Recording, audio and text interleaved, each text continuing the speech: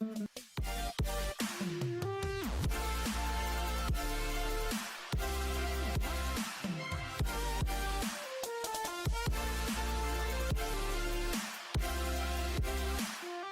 viewer, I want to welcome you to this lesson. In this lesson, we are going to continue from the previous one, where we were looking at what we call the Trans-Saharan Trade. Maybe to remind you on a few of the things we said, we discussed that Trans-Saharan Trade was the type of trade which was conducted or which took place between the people of West Africa and those in North Africa across the Sahara Desert. That is what we discussed in the previous lesson. We discussed a lot of things that we do not want again right now to go back and talk about. Only to remind you is that when we talked about what made it to decline, somewhere we say that there was another type of trade which was beginning, that was across the Atlantic Ocean. And that is what brought a competition, and it declined. So in this lesson, we are going to look at that type of trade that we say as the transatlantic trade. Transatlantic trade. Now, this is something which is going to be very simple for us to understand. One, we already understood that trade simply means the buying and selling of goods. In other words, when we look at the type of trade which used to take place during those days, we are mainly looking at barter trade, which means these people were exchanging goods for goods, that is without the use of money or without money. So I want to take you to this simple diagram, which is going to make us to understand what we are going to discuss in a very easy way. Now, when we look at this, one can say this is the map of Africa. And in this map, we are going to have a water body this side. We shall be having a water body this way, that we should be able to tell its name. Now we ask, which water body is this? Which water body is this? Of course, this is what we call the Atlantic Ocean. This is the Atlantic Ocean. So this type of trade, we are calling it transatlantic trade, which means the routes have to run across this ocean. That is the Atlantic Ocean. So here we are going to have three places. One, we are looking at West Africa. Then we shall be having South America. We shall be having South America this way. Then we shall also be able to have North America. All this is America. This way.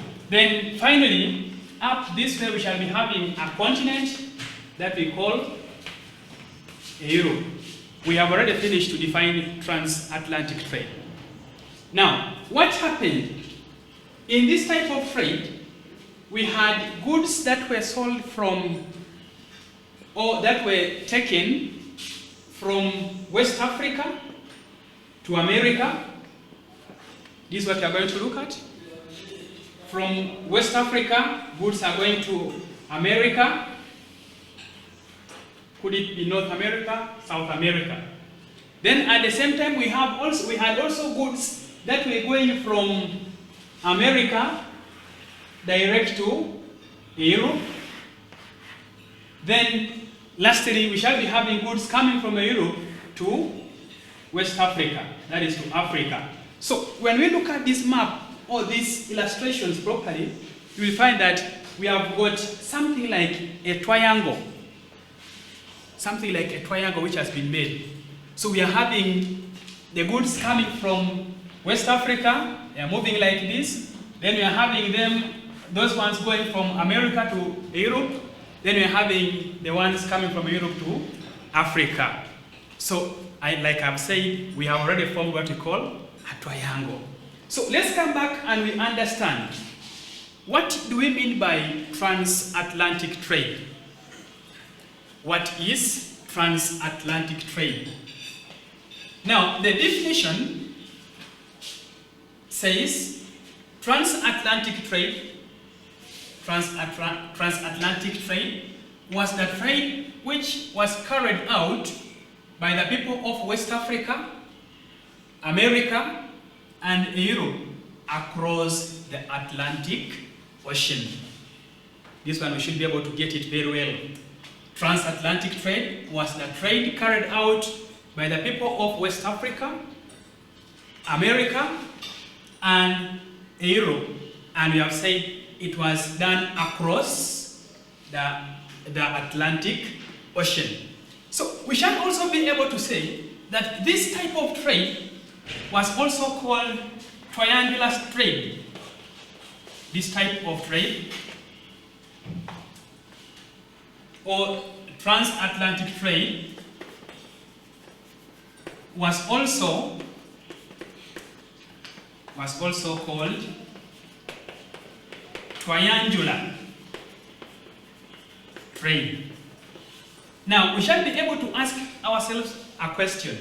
Why was it called triangular trade? The reason is the trade routes formed a triangular shape. We have already looked at how the trade routes were running. From our map, we said there were goods coming from West Africa, going to America. There were goods running or being taken from America to Europe. Then there were those coming from Europe to West Africa, that is to Africa as a continent. So we are having a triangular shape. That is how we also call it, or why we also call it a triangular trade. Now, the other thing we are going to discuss is which were these trade items? Which were these trade items? When we talk of trade items, we are looking at the items of trade which were being exchanged. Remember I said at the beginning, people were not using money, which means that they were to exchange items for items, goods for goods. So we are going to begin from those goods that were in Africa. Goods that were from Africa to America. From Africa to America. In your own view and thinking, what could be some of these things that Africa had and America wanted? If that question was asked to you, you should be able to think. And the good thing is that in our primary 6 classes, we learned about the long distance trade. So you may find that most of the trade items which were exchanged or which were got from Africa in that trade can be the same as the ones we are going to be talking about here. So, number one, remember these Americans wanted labor. The Americans wanted labor, what we call cheap labor. So, they found an alternative. They found it possible to come to Africa and they get some people that they could take to their home countries and they help them do their work. So those people were taken as slaves. They were taken as slaves. So the first trade item we should be thinking about are the slaves. These are human beings sold. Now, before we continue any further, we need to first of all understand why did these Americans want slaves from Africa? Like I have already said, these people had their plantation farms that they wanted some people to help them maybe work upon or plant or weed. So as a result, they came and they got them from Africa. Then too, there was what we call ivory in Africa.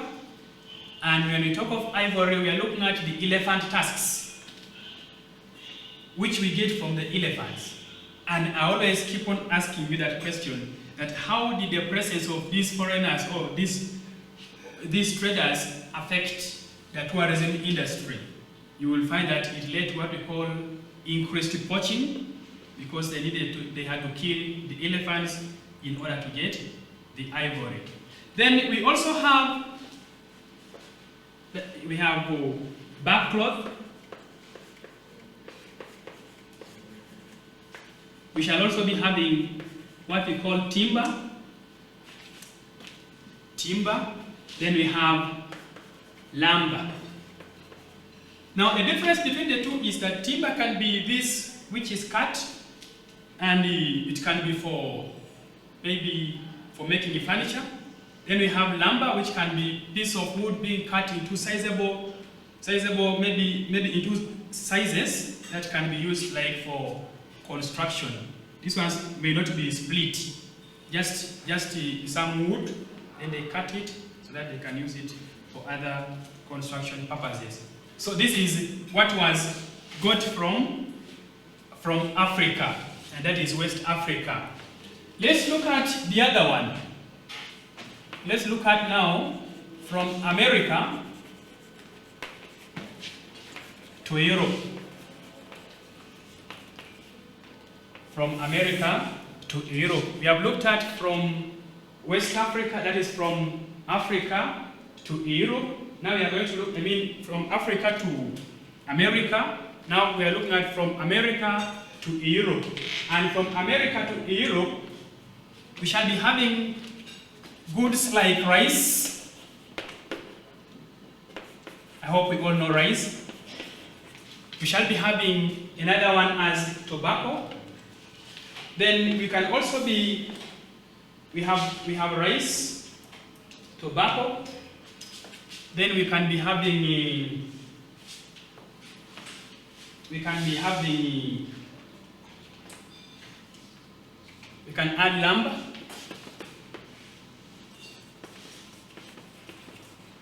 Then we shall be able to cross from Europe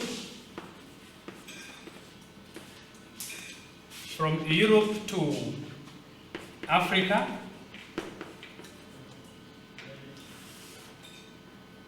From Europe to Africa, meaning we are now looking at which goods were brought from Europe to Africa, and we shall be looking at goods like the guns. We had the guns, we had the clothes. Guns, we had the clothes, we had the iron.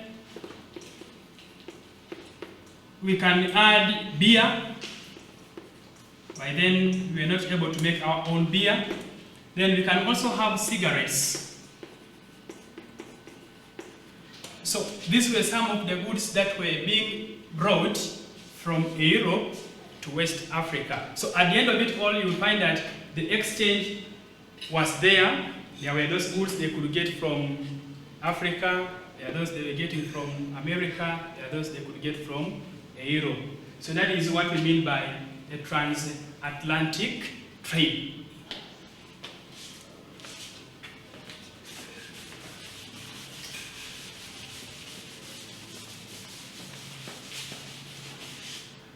Now, the other thing we are going to be looking at is, we talked about slaves, but we are going to make it formal.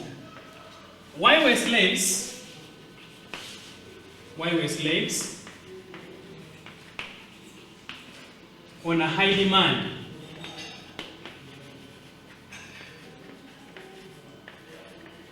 During the transatlantic trade. Why were slaves on a high demand during the transatlantic trade?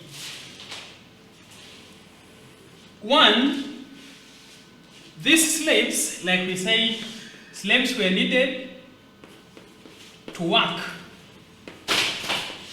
on plantations, in America, to work on the plantations in America. There is a song that they used to sing that it goes like, we slaves in America, working day and night, planting sugar and tea, when I was in America. So you will find that these people were made to work in the plantation farms, that is in America. 2, these people were also needed to work in the ranches, to work, that is on the farms, on ranches in America. Then also to work on the mining industries, like copper mines, silver mines, and the rest. Copper mines. So that is why these Americans needed slaves seriously in Africa. So as a result, we have slaves as the major item of trade that was needed in Africa. Now, let's look at the problems, because slave trade has its effects. Can be positive, can be negative. So let's look at majorly the negative side of it. Problems faced by slaves in America. We can just say problems that the slaves faced. Remember, when in the song that we were singing, we were saying they were made to work day and night, planting sugar. So you could find that one of the problems is that these people were overworked. They were overworked for less pay. Overwork, that is too much work. Too much work. Too much workload. That is one problem. These people were made to overwork. Then 2, they were mistreated. They were mistreated. Now, the mistreatment comes in that, of course, we have the ways that these people could get the slaves. Most of them, they could come and buy them from the local leaders, from the traditional leaders. Could be the kings or chiefs. So as a result, you find that someone spent or someone used his items to buy you, I should say. So the person considers that, and when you are to work, he has to make sure you have to do it to your best. You will not have to give excuses. So much as one may be sick, maybe you are not feeling well, the man is telling you to work. So in other words, we'll find that there was a lot of mistreatment. These people were not treated well by their masters. Then the other one is also carrying heavy loads. Carrying heavy loads. They were forced to carry heavy loads. Let me create the signs that we shall be coming back this way.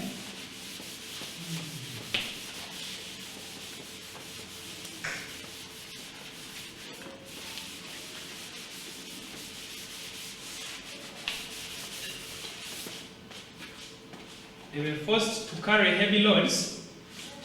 Then we have said amidst that they were given little pay. They also had a problem of, these slaves also faced a problem of like separation from their families.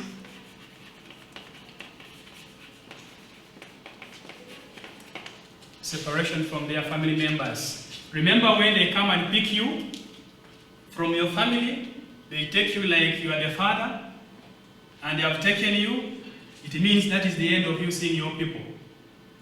Because when you go there, you might die on the way, you might die from there, and when you die, that is the end of you. Or even when you are brought back, you may not be able to access or to get back your people. So you'll find that it brought separation of these families. Then the other one comes to the whole continent. That was about depopulation, because depopulation in the continent, that is in case we asked to give for the country or for the continent. Slave trade led to what we call depopulation.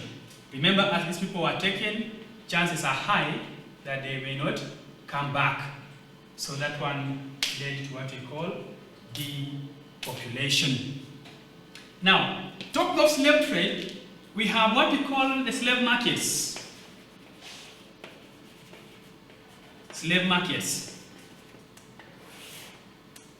When we talk of slave markets, we need to note that there were places that people were taken, just like today we have these markets for like animals where people can take like their cows, their cattle, their goats, the sheep, and other people come and buy. So you could find that during those days there were also markets which were meant for humans, that is for human beings. So we have what we call the Goa Islands. The Goa Islands, and we shall be saying this was the largest slave market in West Africa. Largest slave market. Largest slave market in West Africa. Then, when we come back to what we learned in the previous class, we had also what we call Zanzibar, that we said was the largest slave market in East Africa. For us in East Africa, we had Zanzibar as the largest slave market in East Africa. So a question can come asking you, why are these places remembered in relation to slave trade? So we should be able to tell that Zanzibar was the largest slave market in East Africa. Then we have the Goa Islands as the largest slave market in West Africa. So that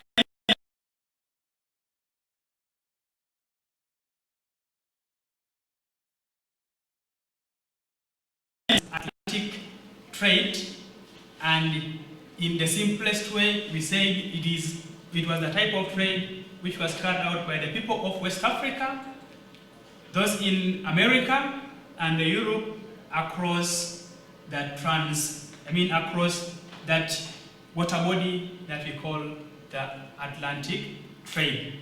For now, it has been wonderful having you. We can end there. We shall meet another time. Always subscribe and don't always miss more of these lessons coming to you. Thank you for being part of the lesson. Wish you a nice time.